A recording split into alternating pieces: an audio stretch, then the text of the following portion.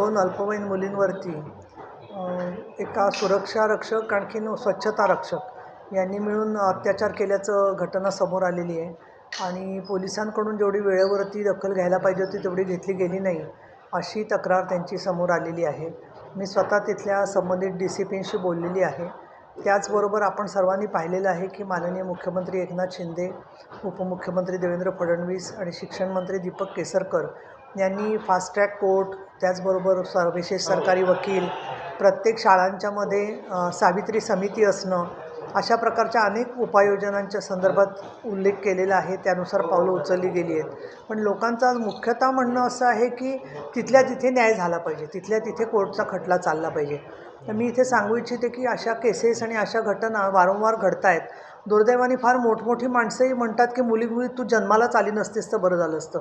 मुळामध्ये म्हणजे सावित्रीबाई फुल्यांनी जो सगळा संघर्ष केला तो याच प्रवृत्तींच्या विरुद्ध होता। त्याच्याबद्दल जर का आपण निराशावादी भूमिका घेतली तर मुलींना जगण्याचा संघर्षसुद्धा करता येणार नाही। या प्रसंगावरती मात करून लवकरात लवकर, म्हणजे मी असं म्हणेन की चार्जशीट दाखल होऊन फाशीची शिक्षा होणं किंवा जी काही शिक्षा योग्य राहील, पण फाशीची शिक्षाच योग्य आहे।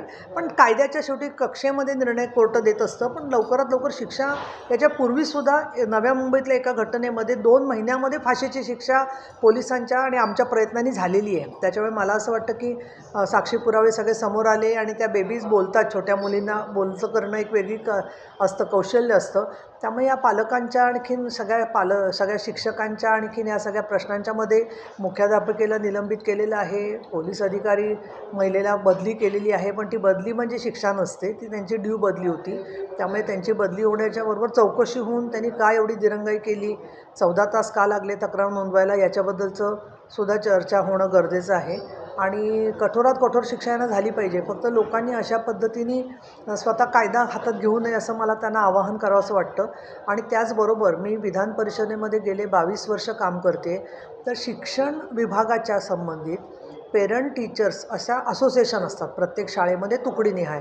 तिथे पालक जे शाळांबद्दल मांडतात तर ते मांडल्यानंतर शिक्षण संचालक किंवा शिक्षण अधिकारी त्याची फार गांभीर्याने दखल घेत नाहीत असा त्यांचा ग्रीव्हन्स माझ्यापर्यंतही अनेक वेळेला पोचलेला आहे। मग CCTV 24 तास चालू नसणं, स्वच्छतागृहांच्यामध्ये लाईट नसणं, महिला सेवकांच्या पुरुष सेवक असणं, अशा त्यांच्या ज्या तक्रारी असतात त्याची दखल जर का पालकांच्या तक्रारीची शिक्षण विभागाने घेतली आणि पोलिसांनीसुद्धा ती दखल घेतली जाते की नाही हे दर 3 महिन्यांनी निगराणी केली तर आपोआपच या असे प्रकार घडणार नाहीत असं मला वाटतं। आणि म्हणून मी असं म्हणेन की केवळ एक मोठा कायदा करणं पुरेसं नाही आहे, तर सातत्याने देखरेख करणाऱ्या यंत्रणेमध्ये समाजाचा आणि पालकांचा सहभाग जर का असला तर त्यामध्ये आपल्याला अधिक चांगला न्याय मिळू।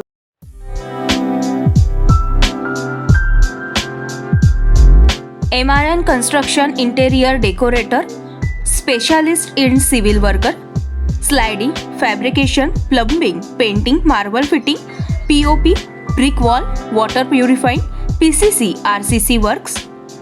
विनोद Deshmukh, mobile number 9890032302 7387555776, Kailas colony, Ulhasnagar 421005। आमच्या ताज्या घडामोडी, ताज्या बातम्या पाहण्यासाठी आमच्या चॅनेलला शेअर करा, सबस्क्राईब करा, लाईक करा आणि बेल आयकॉनवर क्लिक करा।